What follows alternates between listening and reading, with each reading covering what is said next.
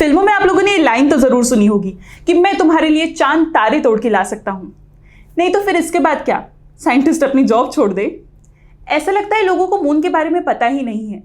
इसीलिए मून और उससे रिलेटेड मिशंस के बारे में बताने के लिए आए Swati welcome you all in learn with Finology. Let's get started. तो पहले मून के बारे में जानते हैं। Moon is the closest cosmic body और उसे अर्थ का नेचुरल सैटेलाइट भी कहा जाता है। The average distance between moon and earth is 3,84,000।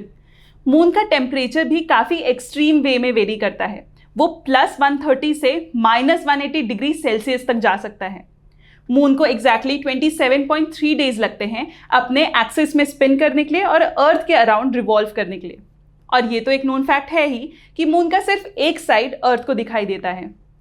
Moon के एवोल्यूशनरी स्टडीज इतने इंपॉर्टेंट है कि उसके मदद से हम सोलर सिस्टम और अर्थ की हिस्ट्री तक जान सकते हैं। कहा जाता है कि उसके क्रेटर्स में आज भी सोलर सिस्टम के फॉसिल एविडेंसेस मौजूद है ना इंटरेस्टिंग? साइंटिस्ट मून में लाइफ एविडेंसेस खोजने में लगे हुए हैं और इसीलिए मून बेस्ड एक्सपेरिमेंट्स करते हैं, जिनके बारे में डिटेल में अब हम जानेंगे। इसरो के मून मिशंस को चंद्रयान कहा जाता है। क्यों?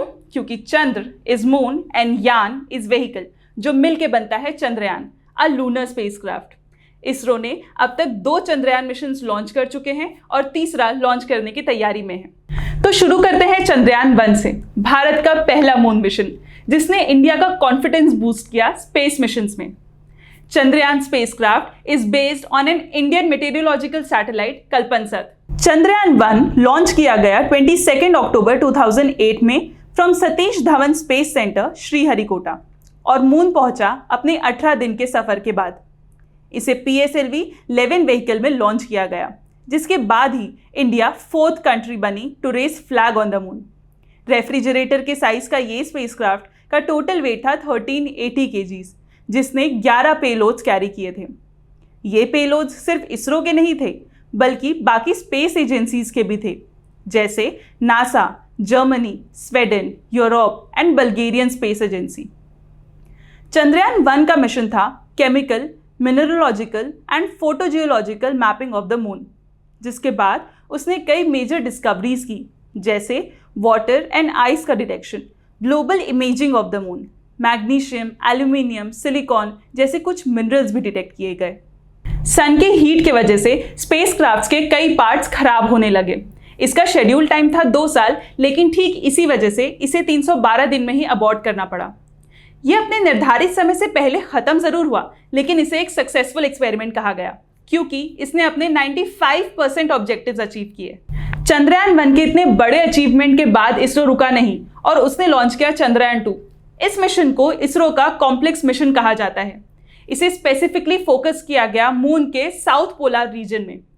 नॉर्थ के कंपैरिजन में साउथ के कई रीजन्स शैडो में हैं और इसलिए ये साइंटिस्ट का इंटरेस्ट बढ़ाते हैं। उनके मुताबिक यहाँ कई सारी अनरिजॉल्व मिस्ट्रीज भी हैं। चंद्रयान 2 लॉन्च हुआ 22 जुलाई 2019 from Satish Dhawan space centre Sriharikota. इसका टोटल वेट था 3850 kg और ये मून के साउथ पोल में भेजा जाना था, जहाँ पे सॉफ्ट लैंडिंग आज भी एक बड़ा टास्क है। 2 सितंबर 2019 को ये सॉफ्टली लैंड होने वाला था, लेकिन अनफॉर्चुनेटली ऐसा पॉसिबल नहीं हो पाया। लास्ट मिनट विक्रम लैंडर में आए टेक्निकल फॉल्ट की वजह से ये मून के सरफेस में सेफली लैंड नहीं हो पाया और सिर्फ 2 किलोमीटर की दूरी पर क्रैश हो गया।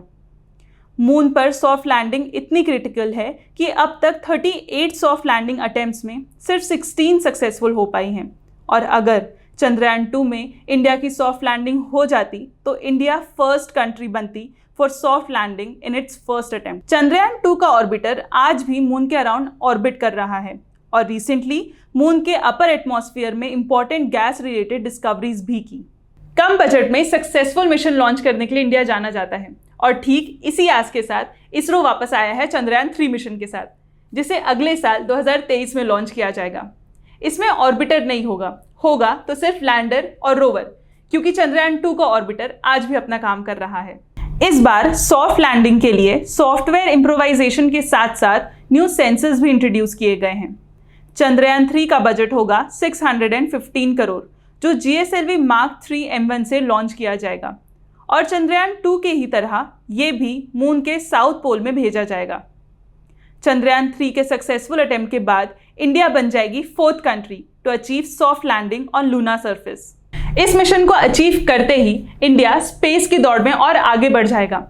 लेकिन इसरो की तरक्की सिर्फ यहीं तक सीमित नहीं है, आगे और मिशंस भी आने वाले हैं, जैसे आदित्य L1, इंडिया का पहला मिशन टू स्टडी सन। हम सब ने गगनयान मिशन के बारे में तो सुना ही है, India's first manned space mission. इन सारे मिशंस के वीडियो अपडेट्स आपको इस चैनल में मिलते ही रहेंगे। ऐसे और भी मिशंस और इंटरनेशनल ऑर्गेनाइजेशंस के बारे में जानना है या ट्रेंडिंग टॉपिक्स के बारे में अवेयर रहना है तो quickly go and check out our course by clicking on the link below.